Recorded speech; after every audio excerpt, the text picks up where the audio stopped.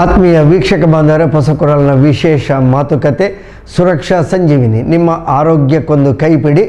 ಚೂಂತಾರು ಸರೋಜಿನಿ ಭಟ್ ಪ್ರತಿಷ್ಠಾನ ರಿಜಿಸ್ಟರ್ಡ್ ಮಂಗಳೂರು ಇವರ ಪ್ರಾಯೋಜಕತ್ವದಲ್ಲಿ ಈ ಕಾರ್ಯಕ್ರಮದಲ್ಲಿ ವಾರಕ್ಕೊಂದು ಆರೋಗ್ಯ ಮಾಹಿತಿಯನ್ನು ನಾವು ನೀಡ್ತಾ ಇದ್ದೇವೆ. ಖ್ಯಾತ ದಂತವೈದ್ಯರು, ಬರಹಗಾರರು, ಚಿಂತನಗಾರರು ಡಾಕ್ಟರ್ ಮುರಳಿ ಮೋಹನ್ ಚೂಂತಾರ್ರವರು ಈ ಆರೋಗ್ಯ ಮಾಹಿತಿಯನ್ನು ನಮಗೆ ನೀಡ್ತಾ ಇದ್ದಾರೆ. ಅವರನ್ನು ಎಲ್ಲ ವೀಕ್ಷಕ ಬಂಧುಗಳ ಪರವಾಗಿ ಸ್ವಾಗತಿಸ್ತಾ ಇದ್ದೇನೆ. ನಮಸ್ಕಾರ ಡಾಕ್ಟ್ರೆ. ಡಾಕ್ಟ್ರೇ, ವಾರಕ್ಕೊಂದು ಆರೋಗ್ಯದ ಕೈಪಿಡಿಯಲ್ಲಿ ನಾವು ಈ ವಾರ ಮೂಗಿನಲ್ಲಿ ರಕ್ತಸ್ರಾವ ಎನ್ನುವಂತಹ ಒಂದು ವಿಷಯದ ಬಗ್ಗೆ ಆಯ್ದುಕೊಂಡಿದ್ದೇವೆ.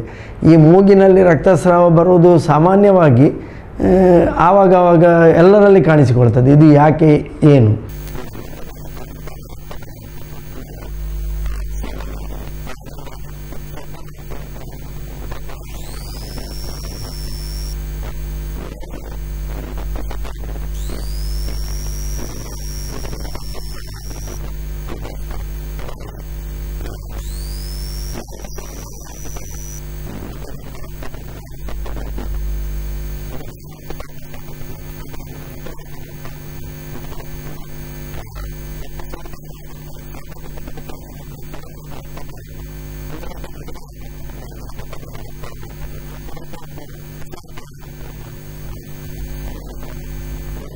ನಾಲ್ಕು ಜನರ ಮಧ್ಯೆ ಇದ್ದಾಗ ಕಿರಿಕಿರಿ ಆಗೋದು, ಏನೋ ಒಂದು ರೀತಿಯಲ್ಲಿ ಹಿಂಜರಿಕೆ ಆಗುವಂತಹ ರೀತಿಯಲ್ಲಿ ಆಗ್ತದೆ.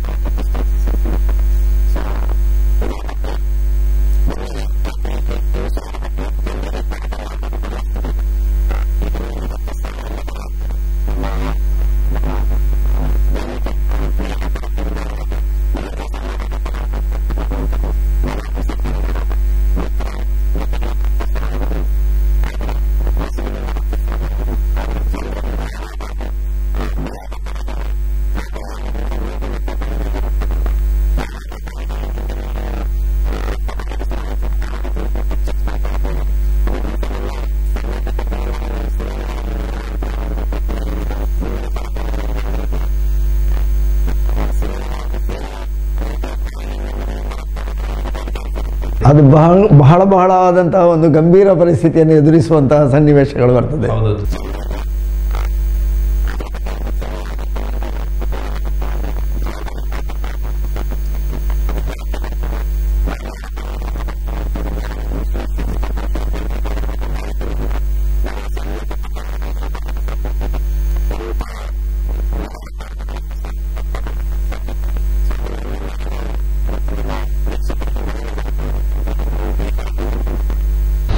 ರಕ್ತಸ್ರಾವವಾಗುವಂತಹ ಸಂದರ್ಭಗಳು ಬಹಳ ಅಪರೂಪ ಆದರೂ ಕೂಡ ಇದರ ಹಿಂದಿರುವಂತಹ ಕಾರಣಗಳು ಏನು? ಇದು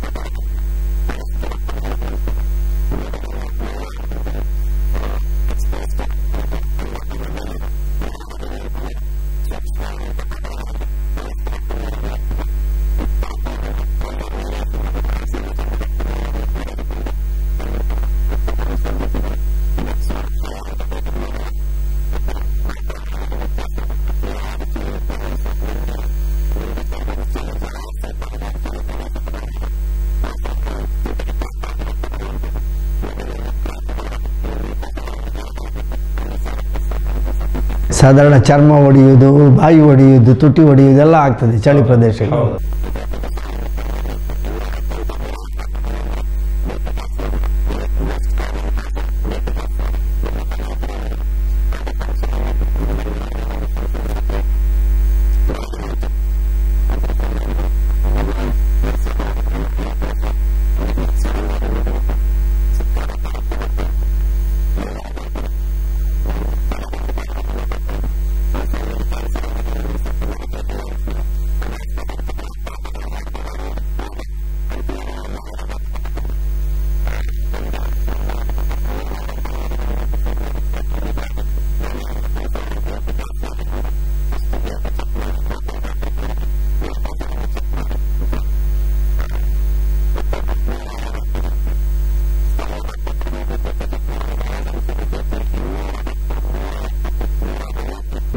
ಸರಿಸುಮಾರು ದುಪ್ಪಟ್ಟಾಗಿದೆ, ಡಬಲ್.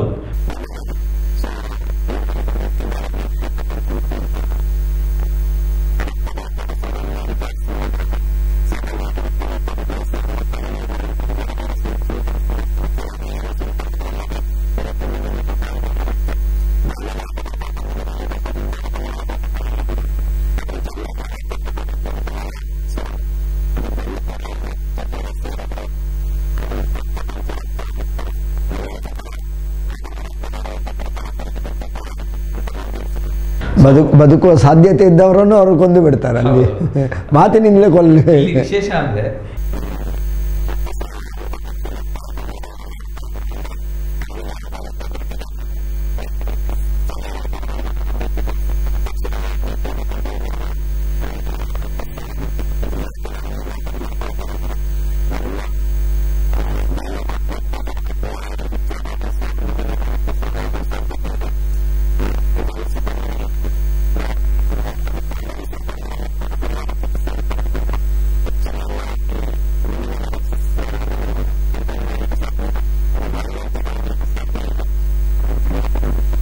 ಆತ್ಮೀಯ ವೀಕ್ಷಕ ಬಾಂಧವರೇ, ಪೊಸಕೊರಲ್ನ ವಿಶೇಷ ಮಾತುಕತೆಯಲ್ಲಿ ನಾವು ಈ ವಾರ ಮೂಗಿನಲ್ಲಿ ರಕ್ತಸ್ರಾವ ಇದರ ಬಗ್ಗೆ ಮಾಹಿತಿಯನ್ನು ಕೊಡ್ತಾ ಇದ್ದಾರೆ ಡಾಕ್ಟರ್ ಮುರಳಿ ಮೋಹನ್ ಚೂಂತಾರ್ ಅವರು.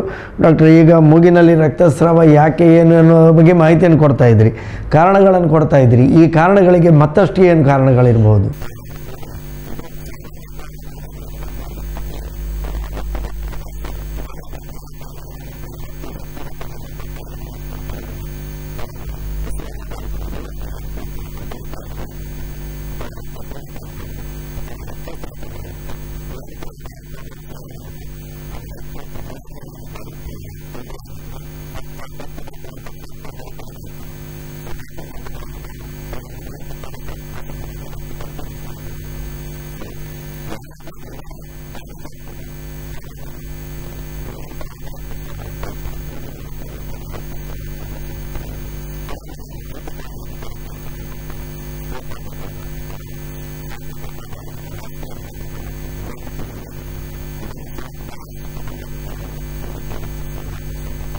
ಅದರ ಬಗ್ಗೆ ನನಗೆ ಗೊತ್ತಿದ್ದ ಹಾಗೆ ನಮ್ಮವರೇ ಒಬ್ಬರು, ಅವರಿಗೆ ಒಂದು ಡೋಸೇಜ್ನ ಮಾತ್ರ ಡಾಕ್ಟ್ರು ಕೊಟ್ಟಿದ್ರು.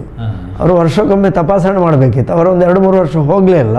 ಹೋಗದೆ ಬಾಯಿಯಲ್ಲಿ ಮತ್ತು ಮೂಗಿನಲ್ಲಿ ರಕ್ತ ಬರಲಿಕ್ಕೆ ಸ್ಟಾರ್ಟ್ ಆಯಿತು. ಯಾಕೆ ಅಂತ ನೋಡುವಾಗ ಇದೇ ತೊಂದರೆ, ಅಂದರೆ ಡೋಸೇಜ್ ಜಾಸ್ತಿ ಆಗಿದೆ. ಅವರು ಕಡಿಮೆ ಮಾಡಬೇಕಿತ್ತು, ಇವರು ಮಾಡಲೇ ಇಲ್ಲ.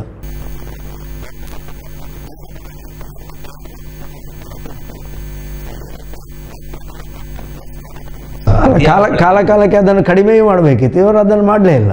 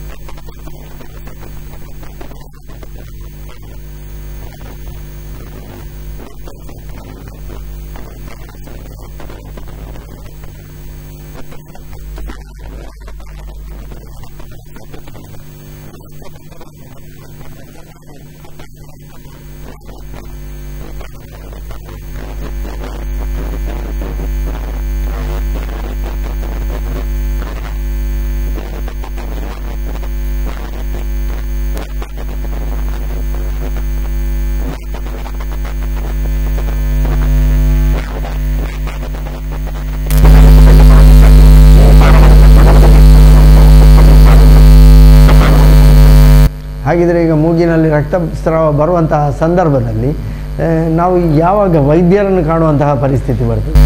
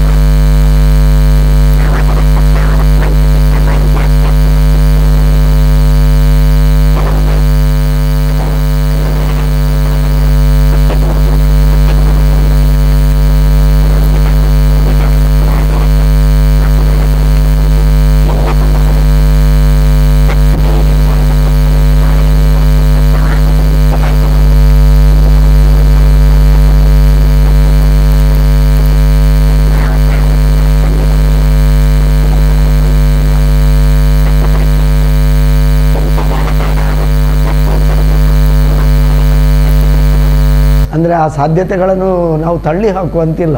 ಒಂದು ಕಾರಣ ಅದು ಕೂಡ ಆಗಿರಬಹುದು ಎನ್ನುವಂತಹದ್ದನ್ನು ಪರಿಗಣನೆಗೆ ತಗೊಳ್ಬೇಕಾಗ್ತದೆ.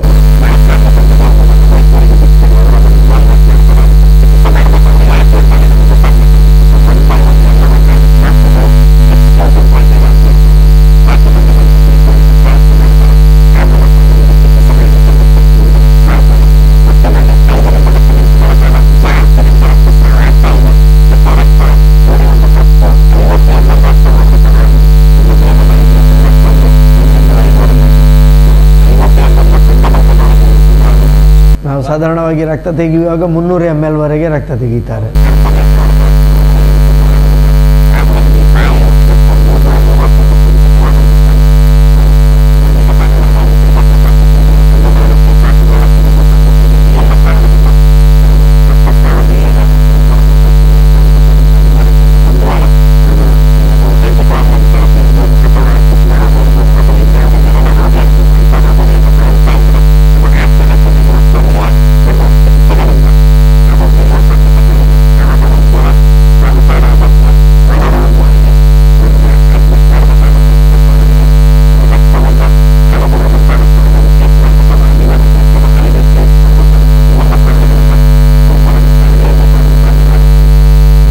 ಆತ್ಮೀಯ ವೀಕ್ಷಕ ಬಾಂಧವರೇ, ಹೊಸಕೊರಲ್ನ ವಿಶೇಷ ಮಾತುಕತೆ ಕಾರ್ಯಕ್ರಮ.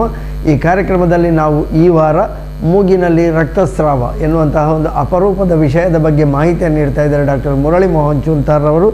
ಯಾಕೆ ಈ ಮೂಗಿನಲ್ಲಿ ರಕ್ತಸ್ರಾವ, ಏನೆಲ್ಲ ಕಾರಣಗಳಿವೆ, ಇದಕ್ಕೆ ಯಾವ ರೀತಿಯಲ್ಲಿ ನಾವು ಸ್ಪಂದಿಸಬೇಕು ಎನ್ನುವ ಬಗ್ಗೆ ಮಾಹಿತಿಯನ್ನು ನೀಡ್ತಾ ಇದ್ದಾರೆ.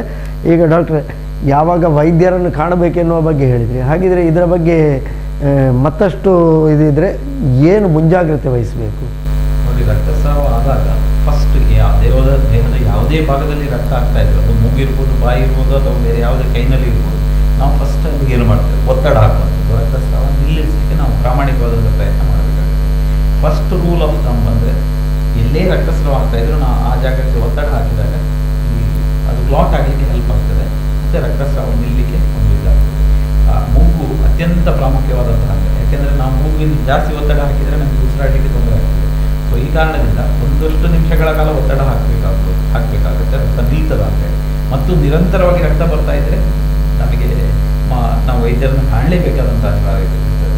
ಮತ್ತು ಆ ಸಂದರ್ಭಗಳಲ್ಲಿ ಮೂಗಿನಿಂದ ಉಸಿರಾಡಲಿಕ್ಕೆ ಕಷ್ಟ ಆಗ್ಬೋದು, ಬಾಯಿನಿಂದ ಉಸಿರಾಡಬೇಕಾಗುತ್ತೆ. ಸಾಮಾನ್ಯವಾಗಿ ಹೆಚ್ಚಿನ ಎಲ್ಲೋ 95% ಮಂದಿ ಮೂಗಿನಲ್ಲೇ ಉಸಿರಾಡೋದು, ಒಂದು 5% ಮಂದಿ ಬಾಯಿನಲ್ಲಿ ಉಸಿರಾಡೋರು ಇದ್ದಾರೆ. ಸೊ ಈ ವಿಚಾರಗಳನ್ನು ನಾವು ಗಮನದಲ್ಲಿ ಇಟ್ಕೊಳ್ಬೇಕಾಗುತ್ತೆ. ಇನ್ನೊಂದು, ನಾವು ಈ ಸಂದರ್ಭಗಳಲ್ಲಿ ಬಾಯಿನಲ್ಲಿ ರಕ್ತ ಬರೋದು, ಮೂಗಿನಲ್ಲಿ ರಕ್ತ ಬಂದಾಗ ಬೇರೆ ಎಲ್ಲಿಯಾದರೂ, ಬೇರೆ ಹೆತ್ತವರು ಮಕ್ಕಳಲ್ಲಿ ಆಗಿದ್ದರೆ ಬೇರೆ ಎಲ್ಲಿಯಾದರೂ ರಕ್ತಸ್ರಾವ ಆಗ್ತಾ ಇದೆಯಾ ಅಥವಾ ದೇಹದ ಮೈ ಮೇಲೆ, ಹೊಟ್ಟೆಯ ಮೇಲೆ, ಬೆನ್ನಿನ ಭಾಗದಲ್ಲಿ ಬ್ಲ್ಯಾಕ್ ಸ್ಪಾಟ್ಸ್ಗಳು, ರೆಡ್ ಸ್ಪಾಟ್ಗಳು ಬರ್ತಾ ಇದೆಯಾ ನೋಡಬೇಕಾಗುತ್ತೆ. ಅದು ಪೆಟಿಕಿ ಅಂತ ಹೇಳ್ತಾರೆ, ಪರ್ಫ್ಯೂರಿಕ್ ಸ್ಪಾಟ್ಸ್ ಅಂತ ಹೇಳ್ತಾರೆ. ದೇಹದಲ್ಲಿ ಪ್ಲೇಟ್ಲೆಟ್ಗಳ ಸಂಖ್ಯೆ ಕಡಿಮೆ ಆದಾಗ, ರಕ್ತದ ಕ್ಯಾನ್ಸರ್ ಇದ್ದಾಗ ಅಂತಹ ಜಾಗದಲ್ಲಿ ಸ್ಮಾಲ್ ಸ್ಪಾಟ್ಸ್ಗಳು ಬರುವ ಸಾಧ್ಯತೆ ಇದೆ. ಸೊ ಅತ್ಯಂತ ವಿರಳ ಆಗಿದ್ದರೂ ಸಹ ಅದನ್ನು ಸಹ ಗಮನದಲ್ಲಿ ಇಟ್ಕೊಳ್ಬೇಕು. ಆವಾಗ ಈ ನಮ್ಮ ರೋಗದ ತೀವ್ರತೆಯ ಬಗ್ಗೆ ಒಂದು ಮಾಹಿತಿ ನಮಗೆ ವೈದ್ಯರಿಗೂ ಸಿಗ್ತದೆ, ಹೆತ್ತವರಿಗೂ ಸಿಗ್ತದೆ. ಸೊ ಇದನ್ನು ಮಾಡಬೇಕಾಗುತ್ತೆ. ಒತ್ತಡ ಹಾಕಬೇಕಾಗ್ಬೋದು, ಅಥವಾ ಮೂಗಿನ ಬಾಯಿನಿಂದ ಉಸಿರಾಡಬೇಕಾಗ್ಬೋದು, ಅಥವಾ ಐಸ್ ಕಟ್ಟಿ ಇಟ್ಕೊಂಡು ಅಲ್ಲಿ ರಕ್ತ ಸೋರಿ ಹೋಗುವುದನ್ನು ಕಡಿಮೆ ಮಾಡಲಿಕ್ಕೆ ಒಂದು ಪ್ರಯತ್ನ. ಅಂತ ಹೇಳಿದರೆ ಮಕ್ಕಳಲ್ಲಿ ರಕ್ತದ ಕ್ವಾಂಟಿಟಿ ಕಡಿಮೆ ಇರ್ತದೆ, ಬೇಗ ಅವರಿಗೆ ಇದು ಅನೆಮಿಕ್ ಆಗೋ ಸಾಧ್ಯತೆಗಳಿದೆ. ನಿಶ್ಶಕ್ತಿ ಆಗಿದಾಗ ತಡೆದುಕೊಳ್ಳುವ ಶಕ್ತಿ ಕೂಡ ಅವರಿಗೆ ಇರುವುದಿಲ್ಲ. ಸಣ್ಣ ದೇಹದ ಇದು ಕಡಿಮೆ ಇರ್ತದೆ, ತೂಕನೂ ಕಡಿಮೆ ಇರ್ತದೆ. ಅವರಿಗೆ ಒಂದು 300 ml ಹೋದಾಗ ಅವರು ಮೂರ್ಛೆ ತಪ್ಪಿ ಬೀಳೋ ಸಾಧ್ಯತೆಗಳು ಇರ್ತದೆ. ಈ ಎಲ್ಲ ಕಾರಣಗಳಿಂದ ಎಷ್ಟು ಹೋಗಿದೆ ಆದಷ್ಟು ರಕ್ತಸ್ರಾವ ಆಗದಂತೆ ಒಂದು ಕಡಿಮೆ ಮಾಡಲಿಕ್ಕೆ, ತೀವ್ರತೆಯನ್ನು ಕಡಿಮೆ ಮಾಡಲಿಕ್ಕೆ ಒಂದು ಪ್ರಯತ್ನವನ್ನು ಹೆತ್ತವರು ಮಾಡಬೇಕು. ಆಸ್ಪತ್ರೆ ತಲುಪುವವರೆಗೆ, ಆಸ್ಪತ್ರೆ ತಲುಪಿದ ಕೂಡಲೇ ವೈದ್ಯರು ಅದರ ಬಗ್ಗೆ ಕೂಲಂಕುಷವಾದಂತಹ ಪರೀಕ್ಷೆ ಮಾಡಿ, ಬೇರೆ ಎಲ್ಲ ಅಂಗಗಳನ್ನು ನೋಡಿ, ಎಕ್ಸಾಮಿನ್ ಮಾಡಿ, ಹಾರ್ಟ್ ಬೀಟನ್ನು ನೋಡ್ತಾರೆ, ಪಲ್ಸ್ ನೋಡ್ತಾರೆ, BP ನೋಡ್ತಾರೆ. ಒಂದು ಮಾಹಿತಿ ಅವರಿಗೆ, ಪ್ರಾರಂಭಿಕವಾದಂಥ ಮಾಹಿತಿ ಅವರಿಗೆ ಸಿಗ್ತದೆ. ಯಾಕೆ ಆಗಿರ್ಬೋದು, ಯಾಕೆ ಇನ್ನೂ ರಕ್ತ ನಿಲ್ತಾ ಇಲ್ಲ, ತಕ್ಷಣವೇ ವೈದ್ಯರು ಸ್ಪಂದಿಸ್ತಾರೆ. ಹಾಗಿದ್ರೆ ಈ ರೀತಿಯಾಗಿ ಮುಂಜಾಗ್ರತೆ ಮಾಡುವಂತಹ ಸಂದರ್ಭದಲ್ಲಿ ಇದರ ಚಿಕಿತ್ಸೆಯನ್ನು ಹೇಗೆ ಮಾಡಬಹುದು? ಸಾಮಾನ್ಯವಾಗಿ ಚಿಕಿತ್ಸೆಯನ್ನು ನಾವು ಯಾಕಾಗಿ ರಕ್ತಸ್ರಾವ ಆಗಿದೆ ಅನ್ನೋದನ್ನು ಅದರ ಮೇಲೆ ಅವಲಂಬಿತವಾಗಿರ್ತದೆ. ಸೊ ವೈದ್ಯರ ಬಳಿ ಬಂದು ಕೂಡಲೇ ಫಸ್ಟ್ ವೈದ್ಯರು ನೋಡುವಂಥದ್ದು, ಹಿರಿಯ ವಯಸ್ಸಿನವರಾದರೆ BP ಮೊದಲ ಬಾರಿಗೆ ಫಸ್ಟೇ ಅವ್ರನ್ನ BP ಚೆಕ್ ಮಾಡ್ತಾರೆ. BP ಯಾವತ್ತೂ ಜಾಸ್ತಿ ಇದೆ ಅಂತ ಹೇಳಿ ಅವರಿಗೆ ಗೊತ್ತಾದ ಕೂಡಲೇ ಅವರ ರಕ್ತದ ಒತ್ತಡವನ್ನು ಕಂಟ್ರೋಲ್ ಮಾಡಲಿಕ್ಕೆ ಪೂರಕವಾದ ಔಷಧಿಗಳನ್ನು ಕೊಡ್ತಾರೆ.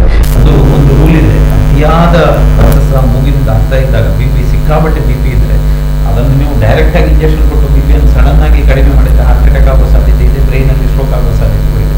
ಅದನ್ನು ನಾವು ಸ್ಲೋ ಆಗಿ BP ಕಡಿಮೆ ಮಾಡಬೇಕಾಗ್ತದೆ. ವೇಗವಾಗಿ ಹೋಗುವಂತಹ ವಾಹನವನ್ನು ಒಮ್ಮೆಲೆ ತಡೆದ್ರೆ ಆಗುವಂತಹ ಅನಾಹುತದಾಗೆ ಆಗ್ತದೆ. ಅದು ಸಹ ಮಾಡುವುದಿಲ್ಲ. ಅದಕ್ಕೆ ವೈದ್ಯರು ಅದಕ್ಕೆ ಪರಿಣಿತಿಯನ್ನು ಹೊಂದಿರ್ತಾರೆ. ಸೊ ಸ್ಲೋ ಆಗಿ ಅವರ BP ಕಡಿಮೆ ಮಾಡ್ತಾರೆ. ಸೊ BP ಜಾಸ್ತಿ ಇದ್ದರೆ ರಕ್ತದೊತ್ತಡವನ್ನು ಔಷಧಿ ನೀಡಿ, ಡಯಾಬಿಟಿಕ್ಸ್ ಇರ್ಬೋದು ಅಥವಾ ಇನ್ಯಾವುದೋ ಔಷಧಿ ನೀಡಿ ಅದನ್ನು ಕಡಿಮೆ ಮಾಡ್ತಾರೆ. ಇನ್ನು ರಕ್ತಸ್ರಾವ ನಿಲ್ಲಿಸಲಿಕ್ಕೆ ಪೂರಕವಾದ ಔಷಧಿಗಳನ್ನು ಕೊಡ್ತಾರೆ. ಈಗ ಯಾವುದೇ ಭಾಗದಲ್ಲಿ ದೇಹದಲ್ಲಿ ರಕ್ತ ಹೋಗ್ತಾ ಇದ್ದರೆ ರಕ್ತಸ್ರಾವ ನಿಲ್ಲಿಸಲಿಕ್ಕೆ ಇರುವಂಥ ಹಿಮೋಸ್ಟಾಟಿಕ್ ಏಜೆಂಟ್ಸ್ ಅಂತ ಹೇಳ್ತೇವೆ. ಅದು ಸ್ಥಳೀಯವಾಗಿ ಲೋಕಲ್ ಹಿಮೋಸ್ಟಾಟಿಕ್, ಆ ಜಾಗದಲ್ಲಿ ಆ ಔಷಧಿಯನ್ನು ಇಟ್ಟು ಪ್ರೆಷರ್ ಹಾಕಿದರೆ ರಕ್ತ ನಿಲ್ಲುವಂಥದ್ದು. ಅಥವಾ ರಕ್ತನಾಳಗಳಿಗೆ ಚುಚ್ಚಿ ಎಲ್ಲಿ ರಕ್ತ ಸೋರಿಯಾಗಿ ಹೋಗ್ತಾ ಇದೆಯೋ ಅಲ್ಲಿ ರಕ್ತ ಸ್ಟಾಪ್ ಆಗಲಿಕ್ಕೆ ಬೇಕಾದಂಥ ಒಂದು ಔಷಧಿಗಳನ್ನು ಸಹ ನಮಗೆ ಲಭ್ಯವಿದೆ, ಅದನ್ನು ಕೊಡ್ತೇವೆ. ಒಟ್ಟಿನಲ್ಲಿ ರಕ್ತ ಸೋರಿ ಹೋಗುವುದನ್ನು ನಿಲ್ಲಿಸ್ತಾರೆ. ಮತ್ತು ಯಾಕಾಗಿ ರಕ್ತಸ್ರಾವ ಆಗಿದೆ ಅನ್ನೋದನ್ನು ನಾವು ಪತ್ತೆ ಹಚ್ಚಿ, BP ಜಾಸ್ತಿ ಇದ್ದರೆ BP ಕಂಟ್ರೋಲ್ ಮಾಡೋದು. ಈ ರೀತಿಯನ್ನು ಮಾಡಿ, ಮತ್ತು ಬಾಯಿನಲ್ಲಿ ಅಥವಾ ಹೊಟ್ಟೆಗೆ ಹೋಗಿದೆ, ಮೂಗಿನಲ್ಲಿ ಬ್ಲಾಕ್ ಆಗಿದೆ ಅಂತ ಹೇಳಿ ಆದರೆ ಅದನ್ನು ಸಹ ಬಾಯಿಯನ್ನು ಕ್ಲೀನ್ ಮಾಡುವಂಥದ್ದು, ಉಸಿರಾಡಲಿಕ್ಕೆ ಪೂರಕವಾದಂಥ ವಾತಾವರಣವನ್ನು ನೀಡುವಂಥದ್ದು, ಟ್ಯೂಬ್ ಬೇಕಿದ್ರೆ ಟ್ಯೂಬ್ ಹಾಕುವಂಥದ್ದು. ಯಾಕಂದರೆ ನಿರಂತರವಾಗಿ ರಕ್ತಸ್ರಾವ ಆಗಿ ಅದು ಶ್ವಾಸನಾಳಕ್ಕೆ ಹೋದರೆ ಮತ್ತು ಮತ್ತೊಂದು ತೊಂದರೆಗಳಿಗೆ ಕಾರಣ ಆಗ್ತದೆ. ಸೊ ಅದನ್ನೆಲ್ಲ ವೈದ್ಯರು ತಕ್ಷಣವೇ ರೋಗಿಯ BP ನೋಡ್ತಾರೆ. BP ಕೆಲವೊಮ್ಮೆ ರಕ್ತಸ್ರಾವ ಸಿಕ್ಕಾಪಟ್ಟೆಯಾಗಿ BP ಡೌನ್ ಆಗಿರ್ತದೆ. ಆವಾಗ ನಾವು IV ಫ್ಲೂಯಿಡನ್ನು ಕೊಟ್ಟು ಅವನು ಶಾಕಿಗೆ ಹೋಗದ ರೀತಿಯಲ್ಲಿ ನಾವು ಬೇರೆ ಕಾರಣದಿಂದ ಮೂಗಿನಲ್ಲಿ ರಕ್ತಸ್ರಾವ ಆಗಿದ್ದರೆ, ರಕ್ತನಾಳಗಳು ಒಡೆದುಕೊಂಡು, ಈಗ ಅತಿ ಎತ್ತರದ ಪ್ರದೇಶಗಳಲ್ಲಿ ಅಥವಾ ಚಳಿಯಿಂದಾಗಿ ರಕ್ತಸ್ರಾವ ಆಗಿದ್ದರೆ, ದೇಹದ BP ಕಡಿಮೆ ಆಗಿದ್ದರೆ BP ಜಾಸ್ತಿ ಮಾಡಲಿಕ್ಕೆ ಬೇಕಾದ ಔಷಧಿಗಳನ್ನು ನೀಡಬೇಕಾಗುತ್ತೆ. ಒಟ್ಟಿನಲ್ಲಿ ಯಾಕಾಗಿ ಆಗಿದೆ, ಯಾವ ಕಾರಣದಿಂದ ಆಗಿದೆ, ಅಥವಾ ಮಕ್ಕಳಲ್ಲಿ ಏನೋ ಶಾರ್ಪ್ ವಸ್ತುಗಳನ್ನು ಮೂಗಿನೊಳಗೆ ಹಾಕಿರ್ತಾರೆ, ಪೆನ್ಸಿಲ್ ಹಾಕಿರ್ತಾರೆ, ಅಲ್ಲಿ ಇದು ರಕ್ತನಾಳ ಒಡೆದುಕೊಂಡು ರಕ್ತಸ್ರಾವ ಆಗಿದ್ದರೆ ಅದನ್ನು ಕಂಟ್ರೋಲ್ ಮಾಡಬೇಕಾಗುತ್ತೆ. ಸೊ ಯಾವ ಕಾರಣದಿಂದ ರಕ್ತ ಸೋರಿ ಹೋಗ್ತಾ ಇದೆ, ಅಥವಾ ಇನ್ನು ಇದು ಆಂಟಿಕೋಯಾಗ್ಯುಲೆಂಟ್ ಔಷಧಿ ತಗೊಳ್ತಾ ಇದ್ದಾರೆ, ಅಥವಾ ಹಿಂದಿನ ಹಿಸ್ಟ್ರಿನಲ್ಲಿ ಅವನಿಗೆ ಹಾರ್ಟ್ ಅಟ್ಯಾಕ್ ಆಗಿರ್ಬೋದು, ಸ್ಟ್ರೋಕ್ ಆಗಿರ್ಬೋದು, ಅದಕ್ಕೆ ಆಸ್ಪಿರಿನ್ ಔಷಧಿ ತೆಗೆದುಕೊಳ್ಳದೆ ಇರ್ಬೋದು, ಅತಿಯಾದ ಔಷಧಿ ಬಳಕೆ ಇರ್ಬೋದು, ಅಥವಾ ಕುಸುಮ ರೋಗ ಇರ್ಬೋದು, ಅಥವಾ ಇನ್ಯಾವುದೇ ಬ್ಲೀಡಿಂಗ್ ಡಿಸಾರ್ಡರ್ ಇರ್ಬೋದು, ಅದನ್ನೆಲ್ಲ ವೈದ್ಯರು ಒಂದೊಂದಾಗಿ ಎಕ್ಸ್ಕ್ಲೂಡ್ ಮಾಡಿ ಯಾಕಾಗಿ ಬಂದಿದೆ ಅಂತ ನೋಡಿಕೊಂಡು ಆ ಸಮಯದಲ್ಲಿ ದೇಹದ ಪಲ್ಸನ್ನು ಚೆಕ್ ಮಾಡಿ, BP ನೋಡಿ, ದೇಹದ ವೈಟಲ್ ಆರ್ಗ್ಯಾನ್ಗಳಿಗೆ ಯಾವುದೇ ರೀತಿಯ ತೊಂದರೆ ಆದಾಗ ಫಾರ್ ಎಕ್ಸಾಂಪಲ್ ದೇಹದ ಬಿ ಪಿ ಕಡಿಮೆ ಆದಾಗ ನಮ್ಮ ಕಿಡ್ನಿಗೆ ಡ್ಯಾಮೇಜ್ ಆಗೋ ಸಾಧ್ಯತೆ ಇದೆ, ಪರ್ಫ್ಯೂಷನ್ ಕಡಿಮೆ ಆಗ್ತದೆ, ಬ್ರೈನಿಗೆ ಬ್ಲಡ್ ಸಪ್ಲೈ ಕಡಿಮೆ ಆಗ್ತದೆ, ಅದು ತೊಂದರೆ ಆಗ್ತದೆ. ಅದೇ ರೀತಿ ಬಿ ಪಿ ಸಿಕ್ಕಾಪಟ್ಟೆ ಜಾಸ್ತಿ ಇದ್ದರೂ ಸಹ ಬ್ರೈನಿಗೆ ಸಹ ಅಲ್ಲಿ ರಕ್ತನಾಳದ ಒಡೆದುಕೊಂಡು ಸ್ಟ್ರೋಕ್ ಆಗುವ ಸಾಧ್ಯತೆ ಇದೆ, ಬ್ರೈನ್ ಹ್ಯಾಮರೇಜ್ ಅಂತ ಹೇಳುವಂತಹ ಸಾಧ್ಯತೆಗಳು ಖಂಡಿತವಾಗಿ ಸಾಧ್ಯತೆ. ಅದು ಸಹ ಬಹಳ ಮಾರಣಾಂತಿಕ ಆಗಲಿಕ್ಕೆ ಸಾಧ್ಯ ಇದೆ, ಹಾರ್ಟ್ ಅಟ್ಯಾಕ್ ಆಗುವ ಸಾಧ್ಯತೆಗಳಿದೆ. ಯಾಕಂದರೆ ಹೃದಯದ ಮೇಲೆ ಒತ್ತಡ ಜಾಸ್ತಿ ಆದಾಗ ಅಲ್ಲಿ ಸಹ ತೊಂದರೆ ಆಗ್ತದೆ. ಸೊ ತಕ್ಷಣವೇ ಒಳರೋಗಿಯಾಗಿ ಅಡ್ಮಿಟ್ ಮಾಡಿಕೊಂಡು ಅವರಿಗೆ ಯಾಕೆ ಆಗಿದೆ ಅನ್ನೋದನ್ನು ಇವ್ಯಾಲ್ಯೂಯೇಟ್ ಮಾಡಿ ಪೂರಕವಾದ ಚಿಕಿತ್ಸೆ ನೀಡಿ ರೋಗಿಗೆ ಆಶ್ವಾಸನೆ ನೀಡುವಂಥದ್ದು. ಯಾಕೆ ಅಶ್ಯೂರೆನ್ಸ್, ರೀಅಶ್ಯೂರೆನ್ಸ್. ಕೆಲವೊಮ್ಮೆ ರೋಗಕ್ಕಿಂತ ಜಾಸ್ತಿ ತೀವ್ರತೆ ಈ ರೋಗಿಯ ಆರ್ಭಟನೆ ಜಾಸ್ತಿ ಇರ್ತದೆ, ಅಯ್ಯೋ ನನಗೆ ಏನಾಯಿತು ಅಂತೇಳಿ. ಸೊ ಸಾಂತ್ವನದ ನುಡಿಗಳನ್ನು ನೀಡಿ ಹೆದ್ರಿ ಅರ್ಧ ಜೀವ ಹೋಯಿತು ಅಂತ ಹೇಳ್ತಾರೆ, ಆ ರೀತಿಯಾಗಿರ್ತದೆ. ಖಂಡಿತವಾಗಿ ಸರ್, ಇದು ಕೆಲವೊಂದು ರೋಗ ಮಾರಣಾಂತಿಕ ಯಾವಾಗ ಆಗ್ತದೆ ಅಂತೇಳಿ ಅವರ ಆತಂಕದಿಂದಲೇ ಅವರಿಗೆ ಹಾರ್ಟ್ ಅಟ್ಯಾಕ್ ಆಗೋ ಸಾಧ್ಯತೆಗಳು ಇರ್ತದೆ. ಸೊ ಪರಿಪೂರ್ಣವಾದಂತಹ ಒಂದು ಸಾಂತ್ವನ, ಚಿಕಿತ್ಸೆ ಮತ್ತು ರೀಅಶ್ಯೂರೆನ್ಸ್ ನೀಡಿ ರೋಗಿಯನ್ನು ನಾವು ತಕ್ಷಣವೇ ನಾವು ಅದನ್ನು ಇದು ಕಂಟ್ರೋಲ್ ಮಾಡಿ ರಕ್ತಸ್ರಾವವನ್ನು ನಿಲ್ಲಿಸಲಿಕ್ಕೆ ವ್ಯವಸ್ಥೆ ಮಾಡ್ತೇವೆ. ಈಗ ನಾನು ಮೊದಲು ಹೇಳಿದಾಗೆ ಇದು ಮಾರಣಾಂತಿಕ ರೋಗ ಅಲ್ಲದಿದ್ದರೂ ಸಹ ಬಹಳಷ್ಟು ಮುಜುಗರ ತರುವಂಥ ಒಂದು ಮತ್ತೆ ಸಾಮಾಜಿಕವಾಗಿ ಒಂದು ಸಮಸ್ಯೆಗಳನ್ನು ಸೃಷ್ಟಿಯಾಗಿಸುವಂಥ ಒಂದು ರೋಗ. ಯಾಕಂತ ಹೇಳಿದ್ರೆ ಒಬ್ಬನಿಗೆ ಮೂಗಿನಲ್ಲಿ ರಕ್ತಸ್ರಾವ ಆಗಿದ್ರೆ ಅದು 1 ವರ್ಷ 10 ವರ್ಷ ಅದನ್ನು ಪ್ರತಿಯೊಬ್ಬರು ಸಹ ಅದನ್ನು ಹೇಳ್ತಾರೆ, ಅವನಿಗೆ ಲಾಸ್ಟ್ ಟೈಮ್ ಮೂಗಿನಲ್ಲಿ ರಕ್ತ ಬಂದು ಅವನು ಸತ್ತು ಬದುಕಿದ್ದು ಅಂತೇಳಿ, ಅವನು ಸತ್ತಿದ್ರಂತೆ ಮತ್ತೆ ಬದುಕಿದ ಅಂತೇಳಿ, ಆ ರೀತಿಯ ಒಂದು ಮಾತುಗಳು ಸಹ ಬರ್ತದೆ.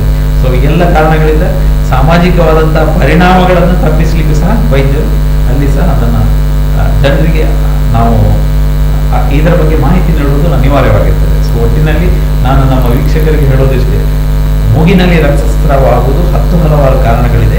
ಅತ್ಯಂತ ಮುಜುಗರ ತರುವಂತಹ ಈ ರೋಗ, ಈ ಸಿಂಪ್ಟಮ್ಸನ್ನು ನೀವು ನಿರಂತರವಾಗಿ ವೈದ್ಯರ ಬಳಿ ಹೋಗ್ತಾ ಚೆಕ್ ಮಾಡ್ತಾ ಇದ್ರೆ ಇದನ್ನು ತಪ್ಪಿಸಲಿಕ್ಕೆ ಸಾಧ್ಯ ಇದೆ. ಯಾವುದನ್ನು ನೆಗ್ಲೆಕ್ಟ್ ಮಾಡಬೇಡಿ. ಸಣ್ಣ ರೋಗವು ಕೆಲವೊಮ್ಮೆ ತೊಂದರೆ ನೀಡಲಿಕ್ಕೆ ಸಾಧ್ಯ ಇದೆ, ಕೆಲವೊಮ್ಮೆ ದೊಡ್ಡ ರೋಗಗಳು ಸಹ ಈ ರೀತಿಯ ಸಣ್ಣ ಸಿಂಪ್ಟಮ್ಸ್ಗಳ ಮುಖಾಂತರ ನಿಮಗೆ ಕಂಡುಹಿಡಿಯಲಿಕ್ಕೆ ಸಾಧ್ಯ ಇದೆ. ನೀವು ನಿರಂತರವಾಗಿ ವೈದ್ಯರ ಆರೈಕೆಯಲ್ಲಿದ್ದರೆ ಎಲ್ಲವನ್ನು ನಾವು ತಡೆಗಟ್ಟಲಿಕ್ಕೆ ಸಾಧ್ಯ ಇದೆ ಅಂತ ಹೇಳಿ. ಆತ್ಮೀಯ ವೀಕ್ಷಕ ಬಾಂಧವರೇ, ಮೂಗಿನಲ್ಲಿ ರಕ್ತಸ್ರಾವ ಎನ್ನುವಂತಹ ಒಂದು ಅಪರೂಪದ ವಿಷಯದ ಬಗ್ಗೆ ಮಾಹಿತಿಯನ್ನು ಕೊಟ್ಟಿದ್ದಾರೆ. ಸಣ್ಣದಾದಂತಹ ಈ ರೋಗ ನಮಗೆ ದೊಡ್ಡದಾಗಿಯೂ ಮುಂದಕ್ಕೆ ಕಾಡಬಹುದು ಅಥವಾ ಏನೂ ಇಲ್ಲದೇ ಇರಬಹುದು. ಆದರೆ ಒಟ್ಟಾರೆಯಾಗಿ ನಮಗೆ ಮುಜುಗುರ ತರುವಂತಹ, ಕಿರಿಕಿರಿ ಉಂಟು ಮಾಡುವಂತಹ ಇಂಥ ಪರಿಸ್ಥಿತಿಯನ್ನು ನಾವು ಆದಷ್ಟು ಮುಂಜಾಗ್ರತೆ ವಹಿಸಿ ಅದರ ಬಗ್ಗೆ ಕಾಲಕಾಲಕ್ಕೆ ವೈದ್ಯರಿಂದ ತಪಾಸಣೆ ನಡೆಸಿ ನಾವು ನಮ್ಮದಾದಂತಹ ಚಿಕಿತ್ಸೆಯನ್ನು, ನಮ್ಮ ಎಚ್ಚರಿಕೆಯನ್ನು ನೋಡಿಕೊಳ್ಳಬೇಕಾಗ್ತದೆ. ಒಂದು ಒಳ್ಳೆಯ ಮಾಹಿತಿಯನ್ನು ನೀಡಿದ್ದಾರೆ ಡಾಕ್ಟರ್ ಮುರಳಿ ಮೋಹನ್ ಚೂಂತಾರ್ ಅವರು. ಅವರಿಗೆ ಎಲ್ಲ ವೀಕ್ಷಕ ಬಂಧುಗಳ ಪರವಾಗಿ ವಂದನೆಗಳು ಡಾಕ್ಟರ್. ಧನ್ಯವಾದ.